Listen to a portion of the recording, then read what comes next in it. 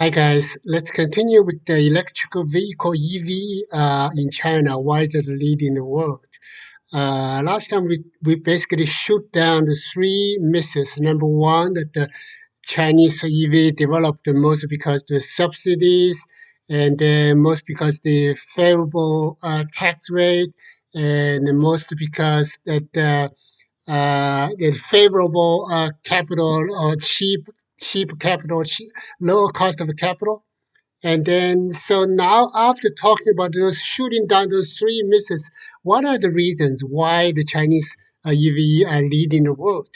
There are several reasons. The number one, let's start with the government. Okay, the government, even though it's not, give them subsidies or give them favorable tax rate or give them a particularly cheap capital, the government does make some contributions. Number one, at the beginning, they did give you the EV industry's business subsidies, right?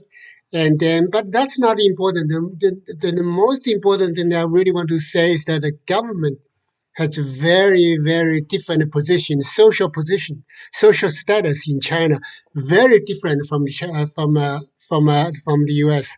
In U.S., if it's a politicians, nobody gives you much attention because kind of like looking down on them because politicians that come to kick your ass, they try to kiss your ass when they during the campaign time. But in China, there's no such a campaign necessary. So the government is always like standing on the top of the society. You might be surprised that when in this country that the sports stars, celebrities in the entertainment in the sports industry, they are treated very much like a VIP.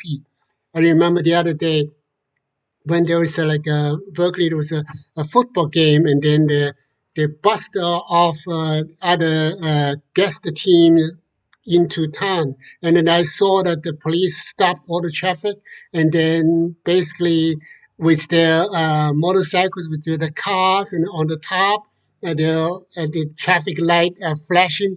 And basically, everybody stops too. So treated very much like a VIP.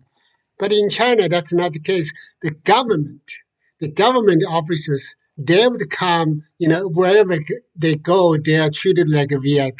Okay, that's kind of ridiculous. You never see the things like that, but that's the reality in China. There's another thing is that the government has a I call it a mouse bonus because basically under Mao's reign, Mao basically treated as like a father figure, right? He basically says all the Chinese people is like his kid, his children, right? So Mao basically says, no, none of you should thinking about getting rich. Getting rich is a shame. You should, we should insist on socialism road, and then getting rich is never the goal. Making a lot of money is never the goal, right? The most number one priority is to keep society equal.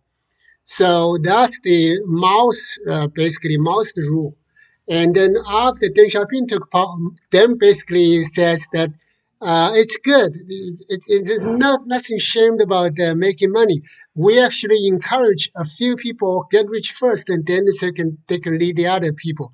So this is a kind of a bonus. Give that. Of course, this is a while ago. Deng Xiaoping is dead now, but the same tradition. The other thing is that the government really encourage people to do the R&D, do the research.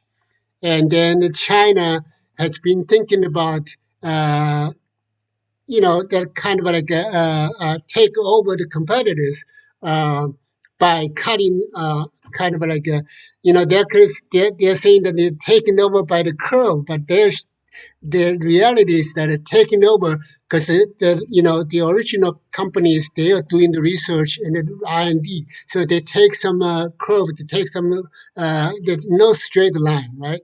But as the latecomers, they have the advantage to cut through, so they don't have to take the curves, they take the straight line. So that is still they've been thinking about this. Chinese always think that we have to beat them, we have to overtake them, so we don't have to pay big prices. That's partly it's true because you have to think about this. Multinational companies, including American multinational companies, they know China is a huge market. Sometimes they're kind of greedy. They charge higher, much higher premium price. Okay, and then that actually, a lot of countries just take it.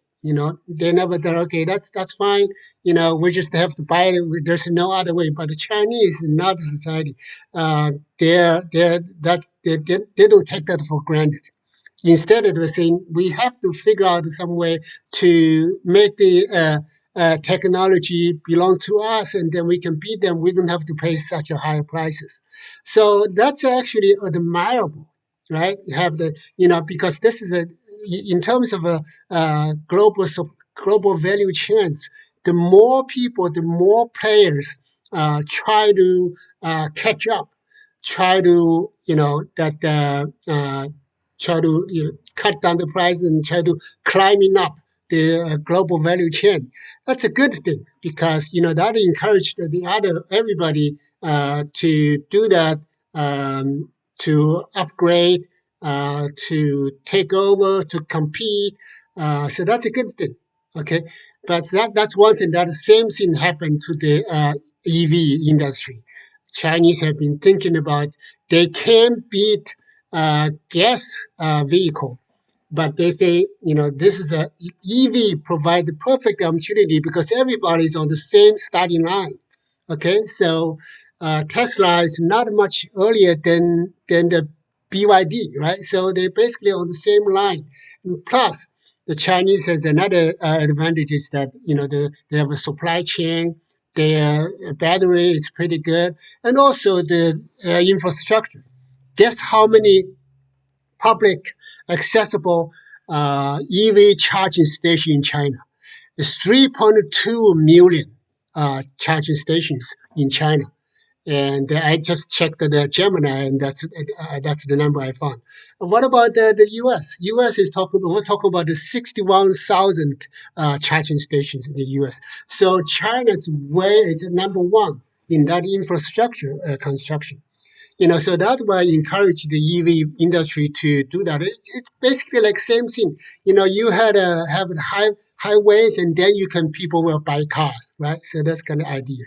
And then we talk about on top of that, we have a infrastructure, we have a government encouragement, we have like a research, and also don't forget about that we have a supply chain. Okay, for Chinese battery makers, they're pretty good. In fact, that I think at one point in time that Ford was thinking about having introducing the Chinese battery production line, but they basically shut down by the Washington. Okay, so those kind of things that are adding things together, and then let's not forget the consumer side, the demand side. Chinese has a huge market, right? So and then that's one thing. Another thing is that the Chinese really actually, I don't know why, because my sense is that the American and Chinese are just the opposite. Chinese is they talk about the 3,000 years, but they sometimes they say 5,000. And I don't think that's they have evidence to say that. But anyway, 3,000 or 5,000 years is a long tradition. But the Chinese people actually they always prefer, always looking out for the latest technology. They have some naturally born taste, or not completely natural because they encourage that they cultivate it in the school. When at the school they learn all the technology, they learn all the mathematics and stuff, and then so make them develop a taste for new technology. Anything new, it's always they always embrace it. America on the other hand is like it's maybe 3,000, 4,000 years of a history, 400 years of history. They really pay attention to the tradition. They kind of are much more conservative when it comes to new technology. So that's kind of thing. So the Chinese consumers has a very good taste for the new technology. So that's basically summarize the a few things that make the put the Chinese in advance. Okay, let's stop here.